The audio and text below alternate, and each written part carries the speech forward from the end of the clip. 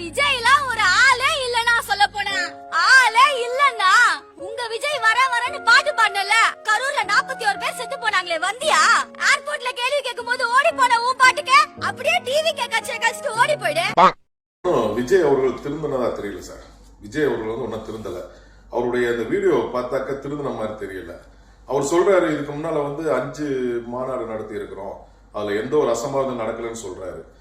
ஆனா அவர் நடத்தப்பட்ட முதல் மாநாடு உளுந்தூர்ல ஐஜி அஸ்ராகர் வடநாட்டு ஐஜி வந்து 21 கண்டிஷன் பேர்ல தான் அனுமதி கொடுத்திருக்காங்க. அதுல முதல் கண்டிஷன் என்ன தெரியுமா? அவர் வரக்கூடிய வாகனம் பப்ளிக்கும் அதுக்கு எந்த தொடர்புமே இருக்கக்கூடாது. அவர் உள்ள வரும்போது பொதுமக்களுக்கு எந்த தொடர்பு இல்லாம அந்த வண்டி வரணுங்கிறதா முதல் கண்டிஷன்.